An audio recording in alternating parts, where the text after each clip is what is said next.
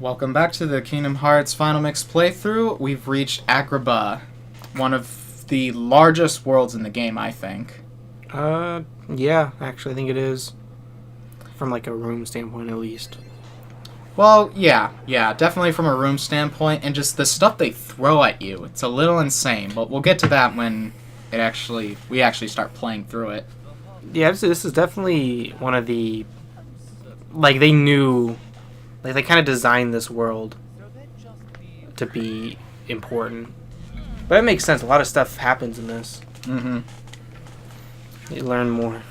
It does, but it does seem like a bit much for what this world actually is. You know, I don't knock it. I actually really enjoy this world. I find it a little odd how it doesn't seem like this world has anything that special to it as to why they included so much and like make it important to the story and whatnot.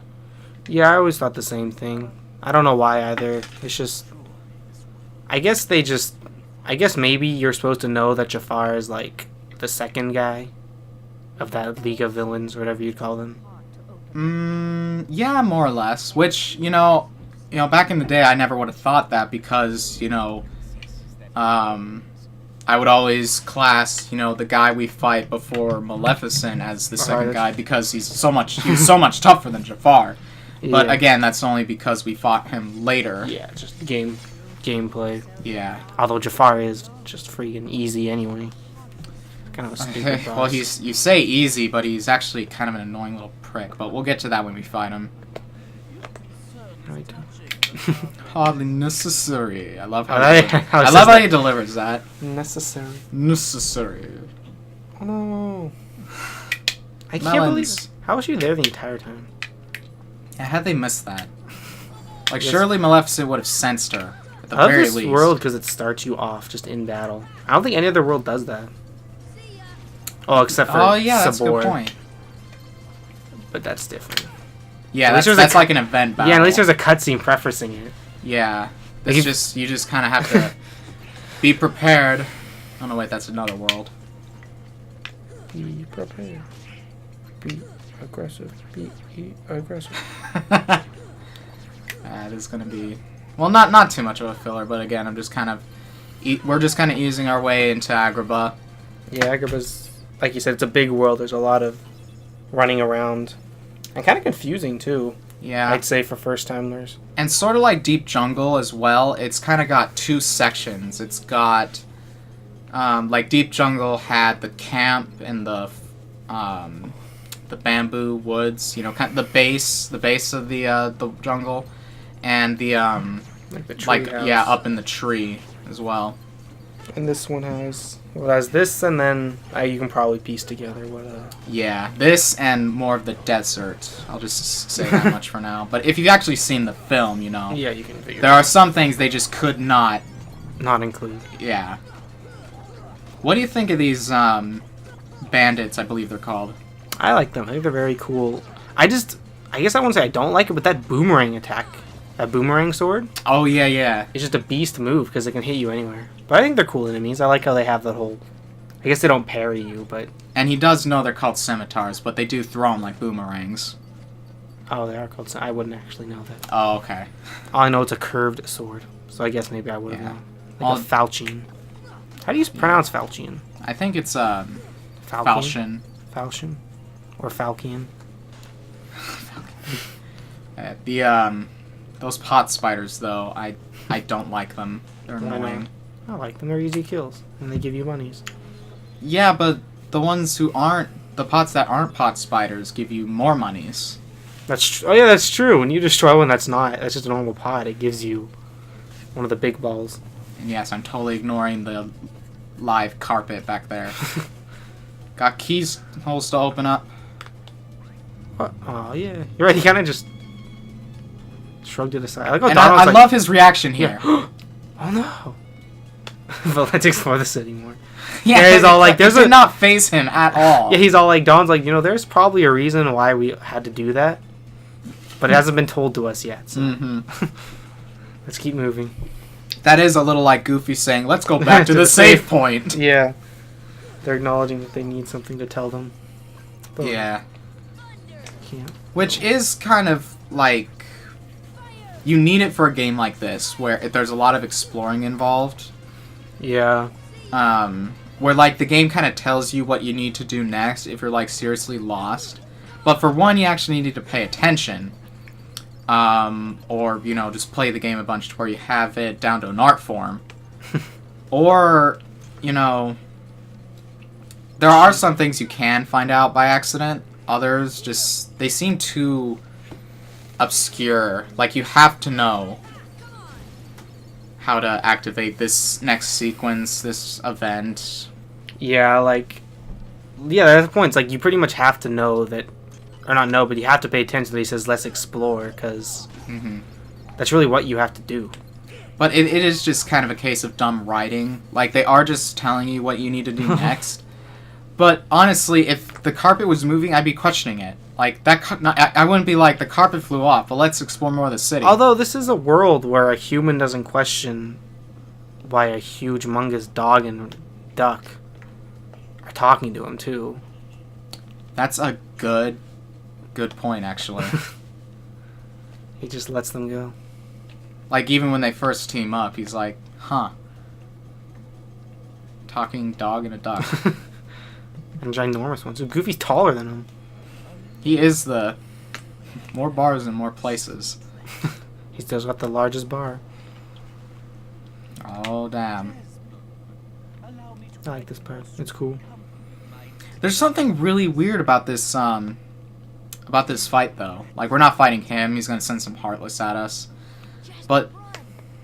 Actually, I'll bring it up in a second when it actually happens. I love Sawyer when he gets in a battle stance. He's just looking at the wall. Oh, yeah, he's not even... default stance. But, like, okay, look at what the camera's doing. Like, it's a little hard to tell, but look at how it, like, curves. Oh, yeah, it's, like, slanted. Yeah, and I'm fairly certain Heartless appear regularly in this level, but that only ever happens during this particular fight, where the camera does that. And I cannot figure out why. Maybe they're just trying to make it look cool. Maybe, but again, it's weird. It always threw me off, and like, I never actually noticed that. That's funny. It didn't make me dizzy or anything, but it was strange. I'm like, what the hell is going on? But this is how you progress in this world, finding those keyhole things. Yeah, these big keyholes that look like they were meant for the Keyblade. You know, I'm just saying. Yeah, and it's annoying that they don't. I guess right. They tell you nothing to do. They don't say. They give zero preference as to why Donald and Goofy are there. Although I guess that's true for most worlds. But there's like nothing in this world that tells you to do anything. It just starts you off and you have to find Jasmine. Pretty much. Like, there's a point later in the world that's like, it's really short and the game's just telling you what to do. But it's not totally out of place. Except for, like, how... Well, I'm kind of getting a little ahead of myself, but really, I'm just kind of struggling, you know, what exactly to point out to fill in time for Agrabah, because it really doesn't pick up until we meet our party member. Yeah. Yeah, this is definitely kind of a... Yeah, right, I kind of like this world, but I don't... It's like my least favorite to replay, probably. Yeah, definitely. It's just so long. Yeah, it seems like one of those worlds that, like Traverse Town, would have been worth visiting more than once. Like, you get through one part. But then again, they really don't give you any reason like, oh, you can leave now. Everything's fine. Yeah, that's true. Plus, they do sort of have the retracking thing with high jump and all that. And all the shared abilities. Oh, yeah, yeah. What did you think about the guys coming out of the sand like that? I always really liked that. I thought it was creepy, personally. It's like sword and it's first. weird. And it's kind of like, is that where they come from? Do Heartless come from, like, the base of the world? I would say they're just like... Shadows sort of do. They're kind of like the Dig Dug enemies. They kind of just spawn from the ground. Well, it's only really in that particular area, in this particular room.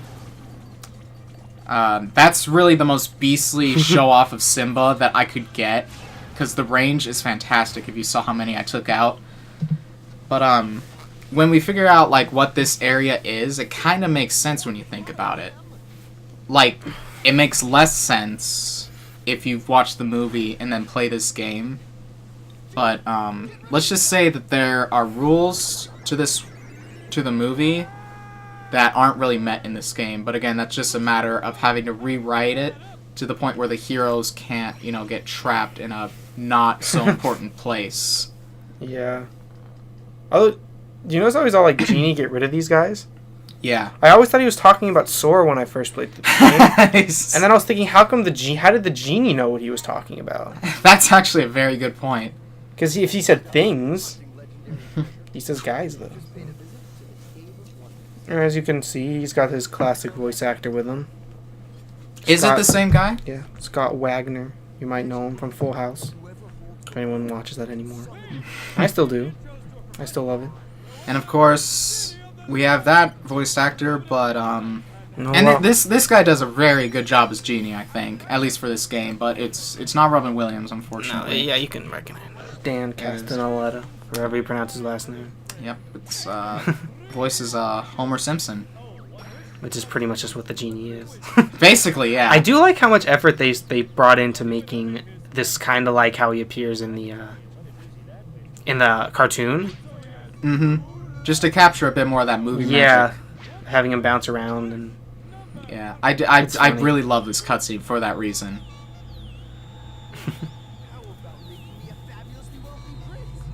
That crazy spotlight, I love it. Yeah, this is funny. I just, there's really not much to say. Yeah, I love this cutscene for what it is, and you explained it very well. It's just they really captured what the Genie is, just this very jovial person. How do they know what a cappuccino is? I always love that part. It's like, throwing a cappuccino. Well, he's a Genie. He's been around for God knows how long. But this is like the past, I thought. I don't know how Aladdin takes place. Princess?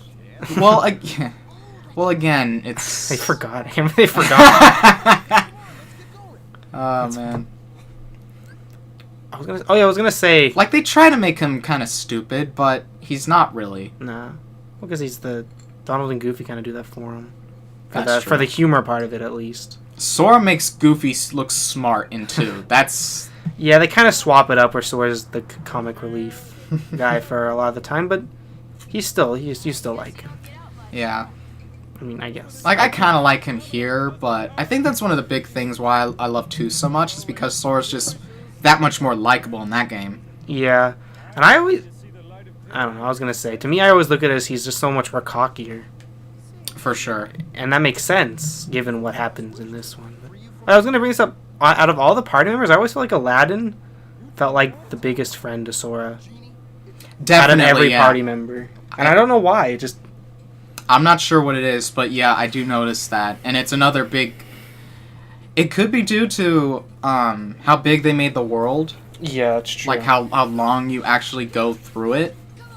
But yeah, for sure, he is definitely... What was that? I'm not sure. Like, it was supposed to be a pot spider, and he never came out. He was just the invincible pot. Yeah. These are the large bandits, and basically this kind of alludes to the idea that these are, I guess, the Arabian versions of the soldiers in the large bodies. Yeah. I always picture those as women for some reason. I don't know why. I always thought it was a really dick move that they gave him, like, fire breath and stuff. Like, it's hot enough, and you gotta breathe fire at me. Thanks, man. Yeah, but, no, that's cool. It's weird, though, that you think, like, after, like, this quick in the game, and you already see 2, like, variations, but that's all. That's it. There's just the large body and then the fat bandit. Yeah, that's true. But... You don't... But, yeah, but he's saying every world kind of has its own variation of the soldier. Which is pretty cool. Kind of, yeah. Actually, I didn't really think of that. But definitely a variation of the air soldier. Yeah. Now, this was a very lucky find. These are the black fungi. Good source of experience. I think so. They're very tough to run into, but the trick to... Basically, each mushroom Heartless has, like, kind of a challenge that you need to fulfill. These guys, you need to get off a combo finish, and there's a chance that it'll instantly kill them.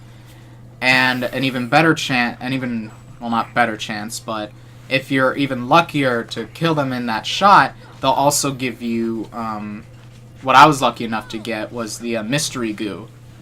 Yeah, that's like the universal mushroom item. But Yes. kind of think of it as like the rare synthesis item. There's actually a few in this game that could be classified as that.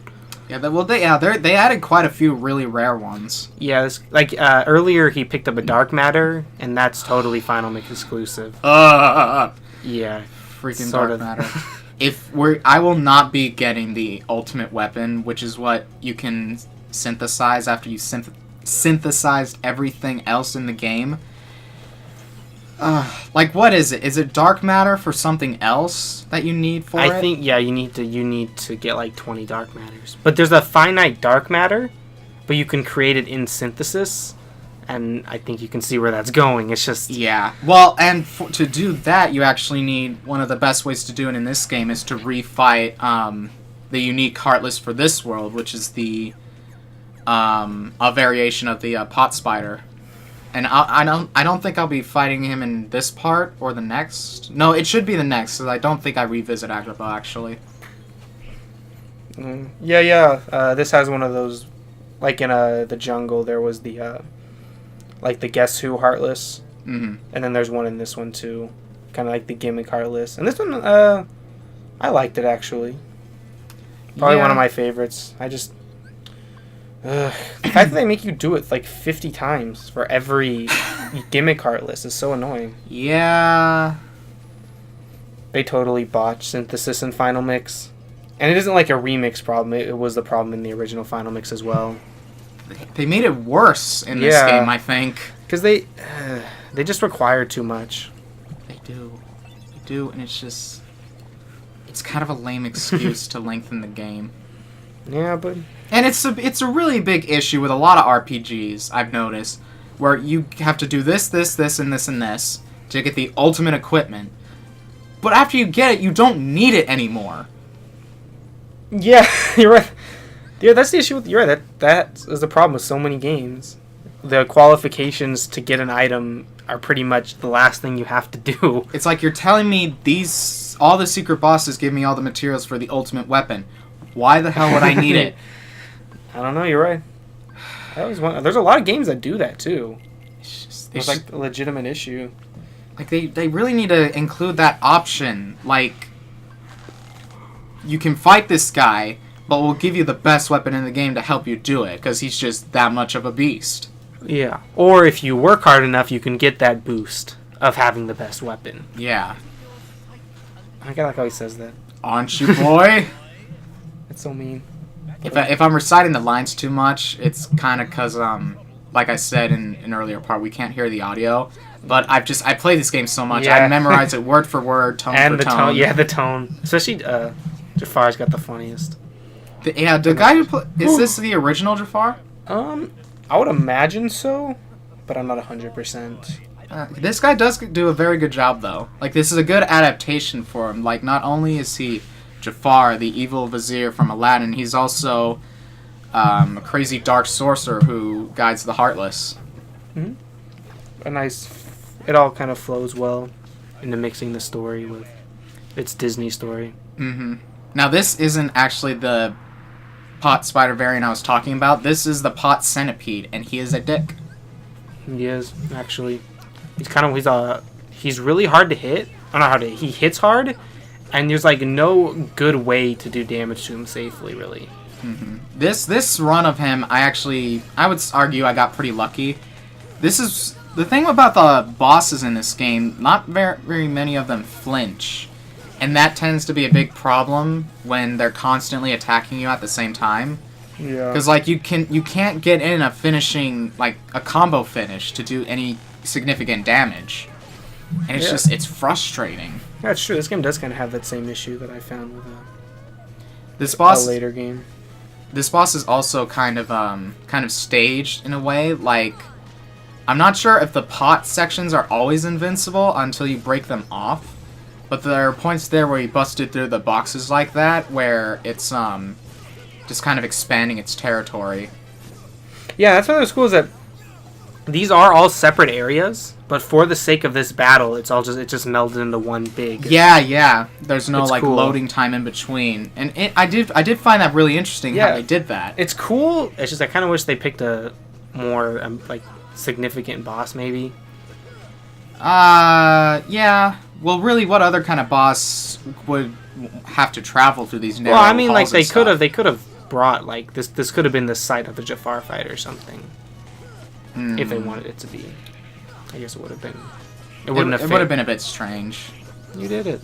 I do like it for what it is, though. It's cool because there's nothing else like it. There's no other parts in the game where areas that are separate become whole just for the sake of the battle. And I really also like where it's a big heartless, right? And if you saw back there, the really large heart came out of it, and that's because they didn't include a cutscene where you see it come out. You know, unlike the guard and opposite armors. Oh yeah. That's true. It's just you kind of have to notice it after you beat it. And that's the bit I was talking about where he goes to the desert. Let's go. It's like, how do you know that's where he's going? I don't know. You heard his laughter, and he's all like, to the desert, let's go. Yeah. Like, I guess he's assuming he's taking Genie back to, where he found Genie. I guess. Maybe he's all like, well, there's nowhere else we can go towards. Yeah, we looked everywhere, except for the palace. We never go into the palace, even in later games. Nope, it's always just the front doors, which change significantly for some reason in 2. But yep, there's a reason. There's actually a reason for it. Explained in a side game. Really? Yeah. In Days, the Agrabah segments, you know how they're always talking about, oh, this place is taken over by the sandstorm. Oh, they're remodeling Agrabah. Oh yeah, I actually forgot about that. Well, we'll chase them down through the desert, and we'll see you in the next part for a wonderful second part of Agrabah. Pun. Okay, bye.